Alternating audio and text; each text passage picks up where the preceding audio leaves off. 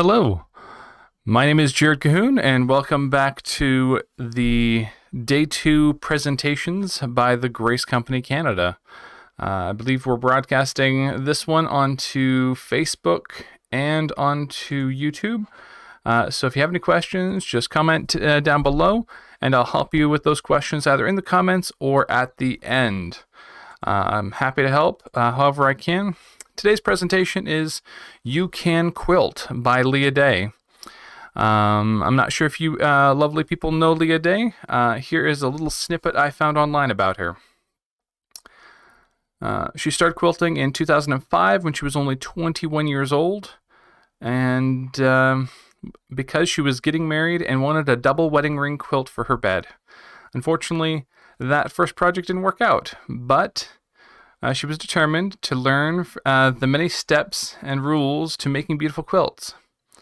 Quilting is a skill, and you can learn it from a book. So that's where she did. She learned from local workshops, books, DVDs, and early YouTube videos. In 2008, her father-in-law bought a video camera to capture some pictures of her son, and she borrowed this camera and began shooting videos about quilting. So she actually has a ton of videos on her YouTube channel, Leah Day. Definitely one of the biggest people in quilting on YouTube. And wow, just endless videos.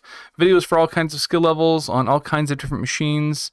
I first started watching Leah Day videos before she picked up the Unique line and started quilting free motion on a machine. She was doing that free motion quilting on domestic sewing machines. And I'm very happy to share this presentation that she has on beginner quilting, and I'm excited to learn right along with you. So, without any further ado, here is Leah Day. Hello, my quilting friends. My name is Leah Day, and welcome to You Can Quilt. We are learning 3 new filler designs during Grace Company Quilt Festival. And today I want to teach you how to quilt Basic Spiral. So Basic Spiral is a simple open filler design. It's really easy to stitch. You can fill it through sashing narrow spaces like this. You can also quilt it around motifs and designs like this feather wreath. And you can also use it to cover your entire quilt with a big all-over quilting filler design. So really quickly before we get started, I want to tell you about the system that I am using. This is the Grace Unique 21. I am using the original continuum frame, and I have an idler rail here attached that I love using because that allows me to quilt and not have to raise the back bar as my quilt builds up on the back rail. Now, yes, I do have a tablet and QCT on this long arm, but I am not using it in this video. This is entirely freehand, free motion quilting, meaning I am stitching just simply moving the machine with my hands on the handlebars, and that's it. So I'm going to include lots of tips and tricks for mastering this design, so let's jump right in. So I always like to start with a very simple shape. And for Basic Spiral, our simple shape is just going to be this spiral. Spiral in, spiral out, and then go into the exact same shape again and try and make these the same size. So when I'm learning a new design, when I'm coming up with something, I try and break it down into the absolute simplest thing that we can stitch first. And we want to stitch this in a row. And yes, it's going to get more complex later, don't worry. But for right now, we want to keep it really simple and just stitch this spiral in, spiral out, all the way across. And I'm quilting this across a 12-inch square that I just stitched the outline of on my practice sandwich.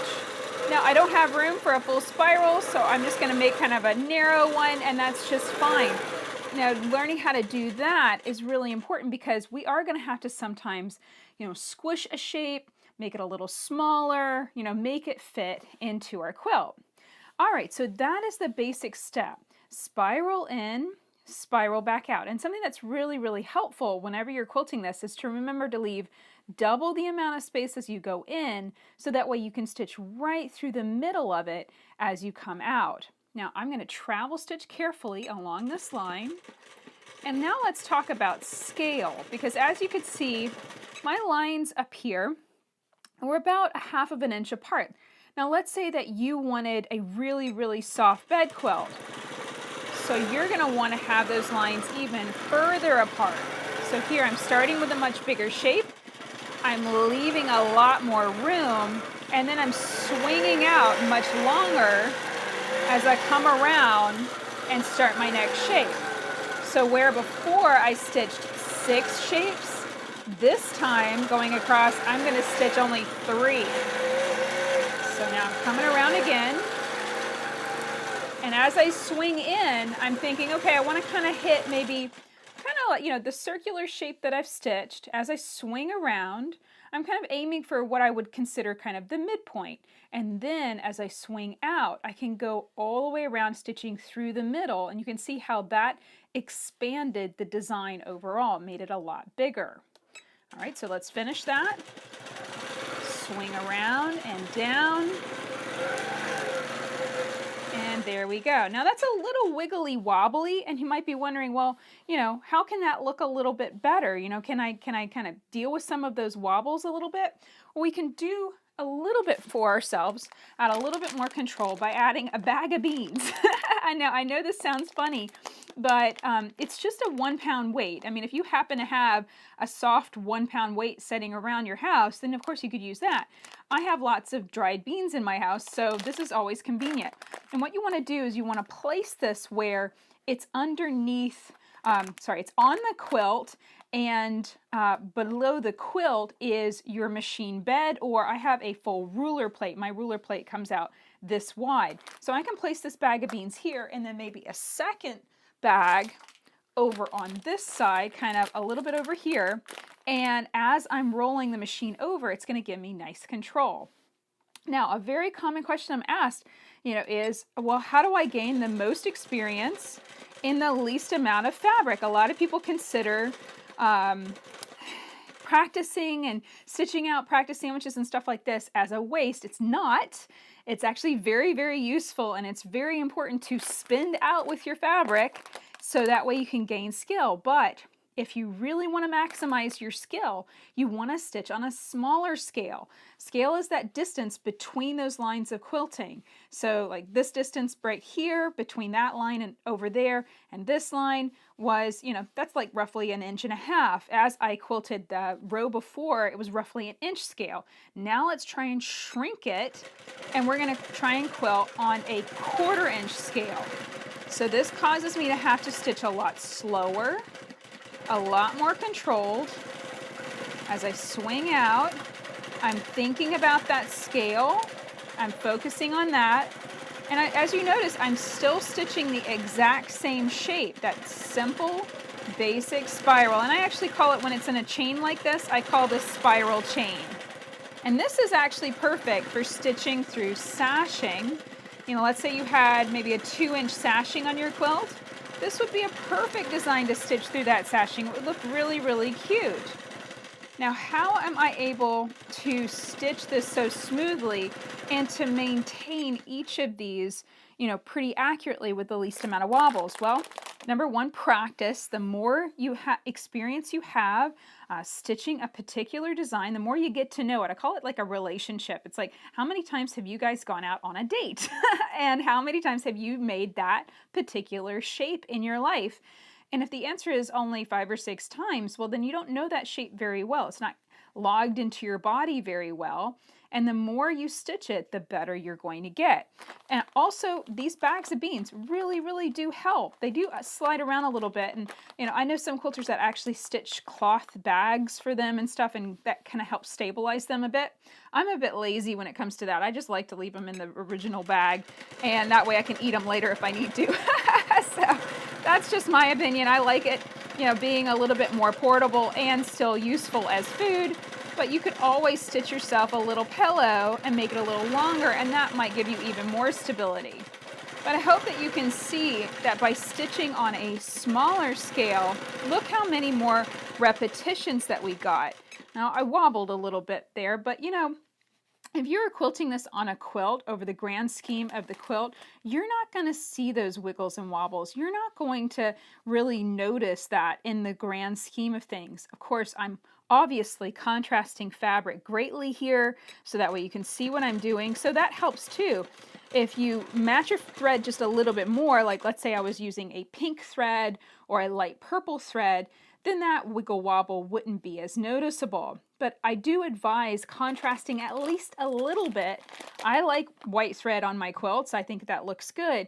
But it's important to be able to see what you're doing, because otherwise you're really just stitching in the dark and you're not going to be able to see what you're doing, and then you're not really going to be improving. I saw the greatest improvement in my quilting ability when I started stitching with white thread on dark fabric, a high contrast, because I was really able to see every single stitch. Okay, so let's stitch one more line and let's start to mix it up a little bit, because obviously this is where we start. We start with a spiral chain. We just get that shape down. We just, get practice and moving and grooving with that particular shape. But our goal is with any filler design to make it more random. So to be able to swirl into a space, to be able to change direction. So this one I'm kind of coming down a little bit more. Let's see if I can also change the angle. So this one swirls inward the opposite way. And then sometimes with basic spiral, you might have a little weird area. You'll just have to go in there with a little tail like that. That's fine. Now I'm going to swirl over here, go back to that original angle. Maybe I can cut one in half. I'll show you how that works. You're going to come over just like you stitched a spiral right there. And then I'm just going to swirl in, swirl out. And the basic idea here is, what does it look like if you cut it off? If like you put your hand on top of it and the shape is cut off a little bit, well, you end up with a ring and another ring. Sometimes you end up with that hook shape, but that's what it looks like. So if ever you have an odd area in your block or in your quilt, you need to be able to stitch just that partial shape sometimes right along the edge.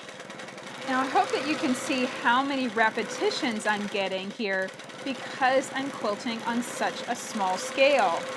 Of course, I understand quilting on a small scale might not be your thing if you are wanting to make super, super soft bed quilts. And a lot of people look at this scale and say, well, that's just too dense. My quilt's going to feel too stiff. And yeah, I agree. I've made a lot of quilts over the years, especially when my quilting scale was really dense. And it took a long time for those quilts to soften up. But I can tell you one major key is to use 100% cotton batting. Cotton batting has a little bit more shrink, it has a little bit more forgiveness, and it will crinkle up almost immediately whenever you wash it and throw it in the dryer. And I do wash all of my quilts pretty much in the washer, in the dryer, the ones that get drug around the house, my baby quilts, my bed quilts, all of those. I just treat them just like my clothing. And the cotton batting, I have noticed over time, the quilts that are the oldest that I've used the longest, even when they are quilted on this denser scale, they have softened up really nicely and they have that crinkly effect and they have a really nice drape. Okay, so now that we have stitched quite a lot of basic spiral through here, let's move over to an empty block. I'm going to break my thread here, show you how to do that. I just lift my needle, and I don't have a thread cutter on my Unique 21, so I just lift my needle up and I pull the machine over. What that does is that spools out my bobbin thread. So I have a nice long bobbin thread, come back to my ending point, drop my needle down, bring it back up again, and I bring up a loop of thread. What that is, that's my bobbin thread. And now I can clip both of these, leave nice long thread tails, and then I can tie off and bury them in the quilt later. Yes, I even bother doing that even whenever I am quilting just a practice quilt. It's just a good habit to get into. All right, so here I have another big empty 12-inch block.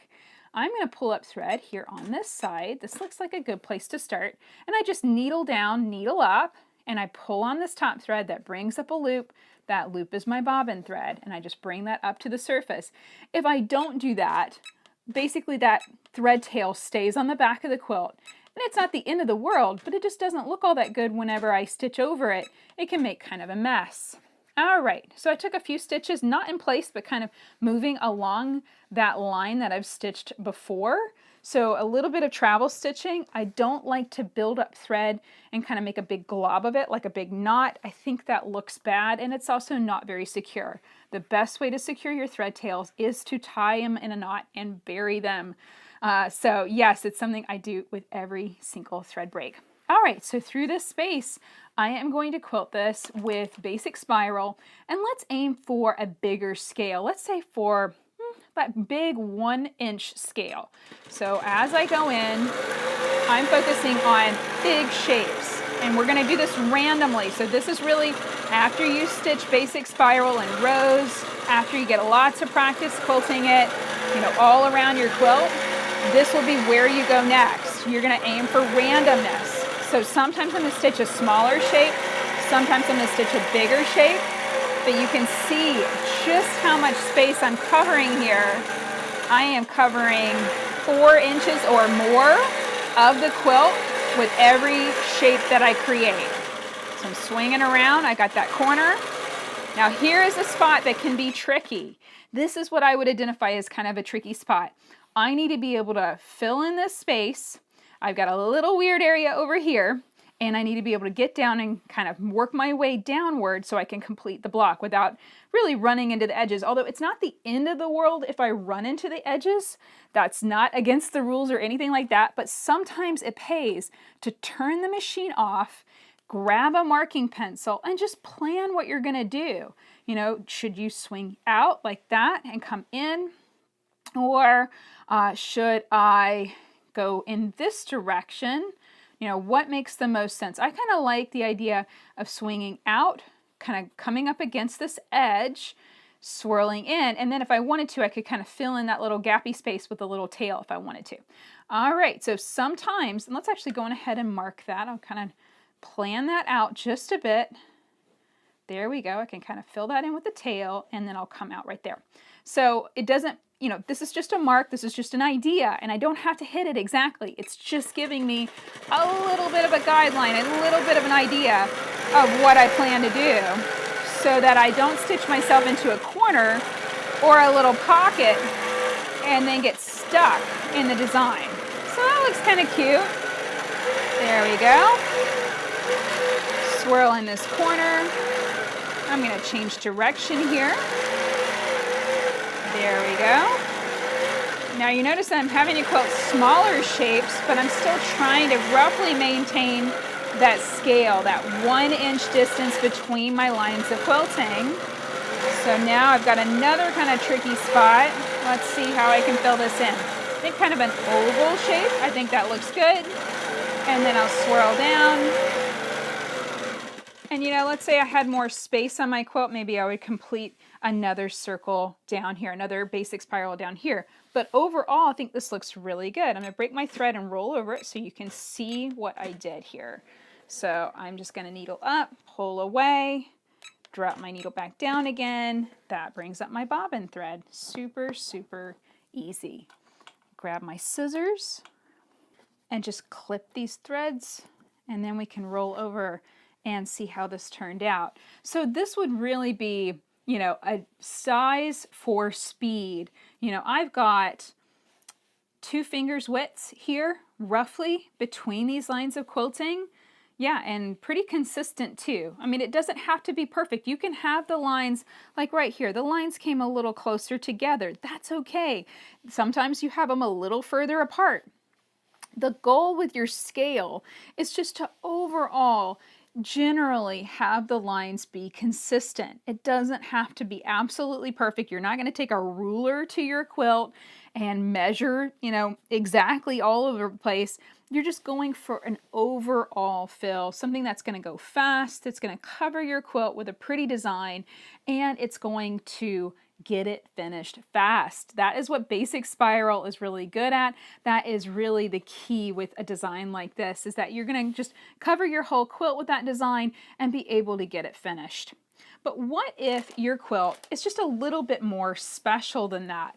And what if you have done applique and you've done a lot of piecing, you've stitched some motifs on your quilt, like this is a feather wreath that I stitched using QCT, Quilter's Creative Touch.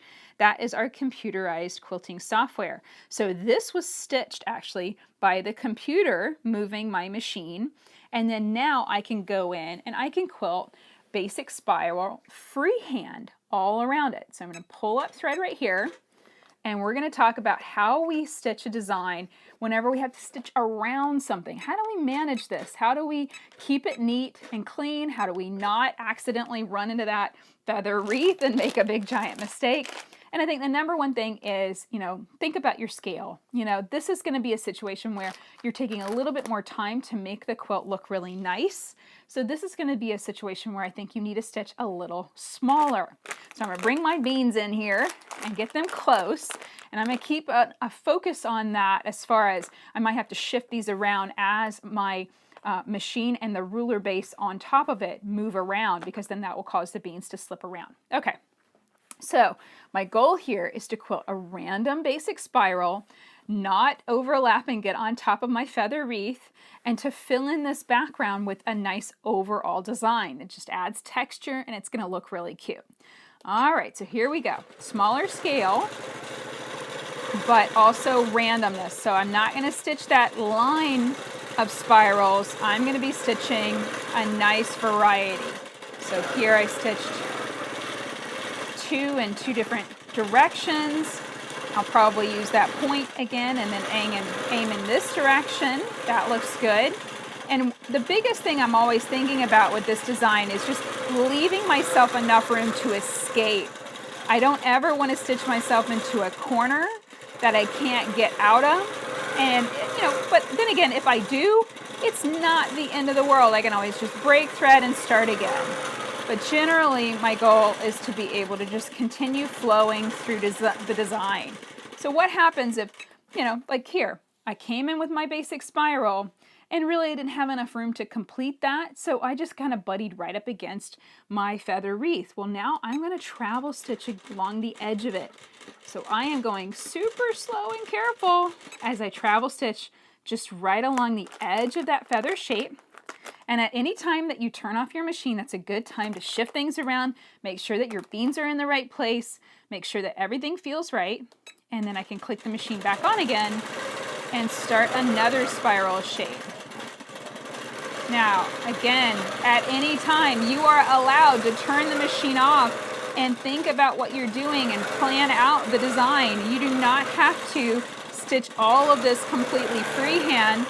So I'm just going to plan this out here real quick. I think maybe swirl around with a basic spiral like this, and then maybe a little tail into that corner, and then come back out, and I'll swirl all the way over and get right up against that feather wreath, and then come down again. So, at any point in time, stop, plan. Do not feel like you have to just pedal to the metal, fly straight away. You can always stop and think about your design. Give it a little bit of marking. That's not cheating. And no one will know that you did that, because after you stitch through that area, you just rub on that or erase it however your marking pencil works. Use the eraser however it works, and your marks go away. It's like a magic trick. No one will know that that's how you did it. I'm going to come down. Now notice that I slow down whenever I'm getting close to that feather wreath. I'm pushing the machine with my arms. I still have control, and then if I feel like, I just really need it to slow down a little bit more, bring those beans in closer, because what this is doing, the purpose of the beans is adding weight to the surface of the quilt. The weight slows down the machine. It gives you more control over what you're doing. Now I'm going to need to come back. Let's see here. Should I position this? I'm going to need to come back and stitch this little area, so I don't want my beans in my way. There we go. I think that looks pretty good. And I was going to swirl into a spiral, but I actually think a better idea would be to change direction and come back. And this is another thing. You might have one plan, and then pausing and rearranging things just gives you that opportunity to think about it a little bit more, and then, oh, this is actually going to work a little bit better, and I think that looks nicer. There's no rules other than stitch a spiral, swirl in, swirl back out. That's the rule for this design. And all of my filler designs are governed by these simple rules. And the thing about it is just to get that practice in while you stitch it in a row, you know, the very simple shape, get your practice in, and then once you memorize it, and you really get the hang of swirling those spirals in all different directions, well, then you really can quilt it anywhere on your quilts, and you can quilt it on any scale. You can quilt it small like this, with those lines of quilting nice and close together, and you can also quilt it really big. So never feel like this practice is a waste of your time. Every time you stitch that spiral shape, you're gaining a little bit more skill with it. You're developing that relationship a little bit more, right?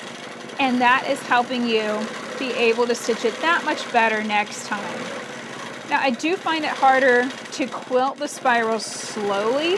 I feel like I stitch with fewer wobbles when I stitch a little bit faster. But the downside of that is that when I stitch faster, I generally stitch bigger.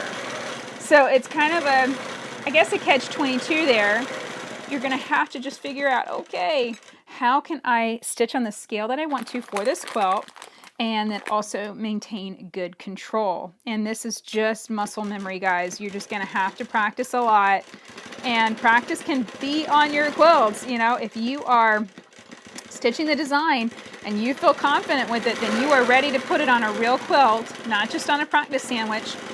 And it does change the feel of things, I'll be completely honest. Like just stitching around this feather wreath, you know, because I don't want to mess it up. I really want it to look nice. You know, it does make you a little bit more nervous, a little bit more tense, and that can change the way that you steer your long arm. So watch out for that. Always remember to just stay loose. Don't, you know, clutch the handlebars. You want to just flow through these shapes. And then if ever you hit those sides, remember, you can always travel stitch. Let's say that was, you know, the edge of a block, or that was a ditch. You know, you can travel stitch in the ditch. So if you run into those lines, or you run into a motif, or you run into an applique, remember, you can always travel stitch along the edge, then come up, swirl out, keep on going. It's not the end of the world. And there's no rule that says that you can't. I have a lot of people that will email me and say, well, do you break thread, you know, every time that you get close to a shape? And I say, no, absolutely not, because I'd be, you know, tying off and burying thread tails for the rest of my life. I always try and minimize my thread breaks. I try and flow through the design as much as I can and stitch as much of it without having to travel stitch, if I can get away with it, right? Because that is going to be a little bit faster. Now here we go. This is going to be tricky, and this is definitely a time to stop and plan your design. I kind of, you know, eliminated my escape hatch over here. I was going to come over here, and I stitched a spiral there instead. So now I'm going to probably end up ending the design right against my feather wreath. So I really need to grab a marking pencil and plan it. And I'm just going to stitch a little tail and then come back and around. And that's okay. It doesn't have to finish with a spiral. It can be just that little tail shape. That's a-okay.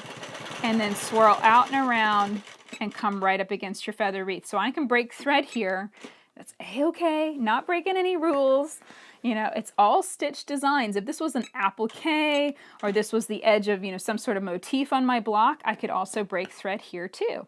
So I just brought my bobbin thread up, I clipped that, I also clipped my top thread, and ready to go. And again, those marks just rub out with the marking pencil that I'm using. I can either erase them with the marking pencil just like so, or I can just rub it. This is the Fons and Porter ceramic marking pencil, one of my favorites, and the marks are gone. Yeah, perfect. And so you can see here, pull away my beans and you can see that is a beautiful filler design surrounding that feather wreath. Very, very simple. And yeah, it's totally random. You can't tell that I kind of quilted that. I quilted that in a row. I started here, I worked my way over to that corner, then I worked my way down and around. So I worked clockwise around my feather wreath. And this was a row of the design swirling all the way around. Now, why did I do it that way? Well, the reason is it's a lot faster to plan your design and stitch it either swirling through the whole thing, in a clockwise direction, meaning you fill up that whole space as you go, because otherwise you're going to end up with like little gaps around your feather wreath or, little gaps around the edges of your block. And then that can get really tricky and finicky to come in there and actually keep the design consistent. So whenever I have like a motif in the center and I'm quilting around it, then I am focusing on taking that design and expanding it and swirling all the way through that whole area as I stitch. So, sometimes I'll take a design here, then I'll go over right up against the edge of the block, then I'll come back in. It's kind of coming back and forth with the long arm. And incidentally, I do this exact same thing with my home machine too. So it doesn't really matter the machine or how it's set up, whether it's stationary or it's on a frame and you're rolling it around. This is how I fill in spaces so that way it fills in, it is beautifully filled, and seamless is kind of the wrong term, but you get what I mean. There's not big gaps. There's not, a super tiny chunk of the design over here or a super big gap over there. It's consistently filled all the way around. So one last thing I want to show you, and that is how to fill basic spiral. It's actually, I call this spiral chain through sashing. So this is a 2-inch space, which is pretty standard for sashing. I do like to put a little bit wider sashing on my quilts just because I can do more creative things with it. But whenever you're filling in basic spiral in a row like this, it helps to plan out the first 1 or 2. And I also really like using my ruler foot because let's say I want to make sure that I keep the design 1/4 inch inside of these edges, whether these are ditches or just lines, I want to stay 1/4 inch inside. Well, the ruler foot gives me a nice guide. I know that that edge of the foot can only go right up against that line of stitching or that ditch. I don't want to bring it any closer because a ruler foot has exactly 1/4 inch from the edge to the needle. So as I come down, I'm going to kind of run up against that, and then as I angle over from my spiral, I'm making sure that I have 1/2 inch of distance here. So that way, as I swirl in, I have room to swirl back out. Now, of course, a sashing design like this, stitched into a 2-inch space, you're going to have to make that basic spiral pretty small. So this is stitched on a 1/4 inch scale. This is going to be for those quilts that are super, super special, that you just really want to take up a notch, that you want to put a special design in the sashing, a special design in the blocks, a special design in the border. You might even mark the border design. So that is really where I'm coming from. This is not necessarily a fill. This is more of a motif where I'm stitching that down the sashing so that really elevates that space and makes it look nice. So first I'm going to stitch it more or less on these marked lines, swirl over. Now I'm going to come in, and then now I'm going to go right through the middle of that space, and I'm going to do the same thing, aiming over and swirling out and around. I feel like I need a little bit more control, so I'm going to grab my bag of beans. There we go. A little bit of a wobble, that's okay. Swirl right through the middle of that open space. So I'm coming close on one side, and it's consistent. It's the same spiral shape over and over and over again. So with each one, I'm coming over close on one side, swirling in, and then going right through the middle as I come back out again. There we go. And that was pretty consistent. It was kind of lucky, I'll be honest, that I spaced them out that well. But you're going to aim, but let's say you do have 12-inch blocks and you want to make sure that it comes out even just like that did. Well, then you might even want to kind of aim and estimate and say, okay, well, I need these spirals to be, this long each. And you might even mark the whole thing. Stitching that, on the marked lines, as you can see, I kind of blew that right there. It can be a little challenging, but that's another skill that is really important to build.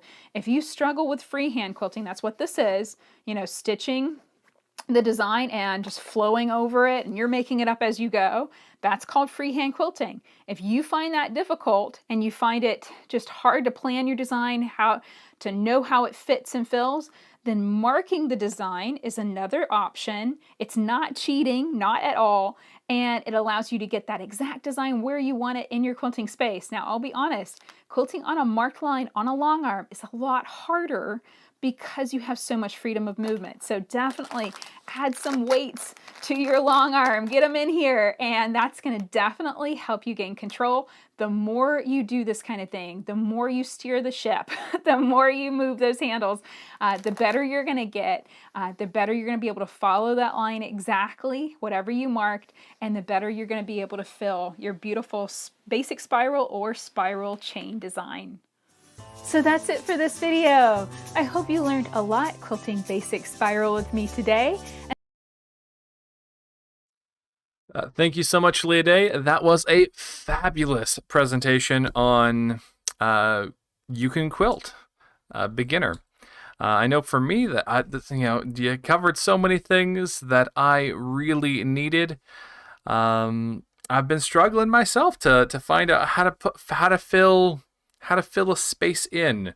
I've been practicing my quilt designs for years and years. I don't do quilt that much, but I still want to be proficient, and this is what I've always struggled with, and she just made it so easy to be able to follow along. I don't see any comments in the comments on the chat on Facebook or on YouTube.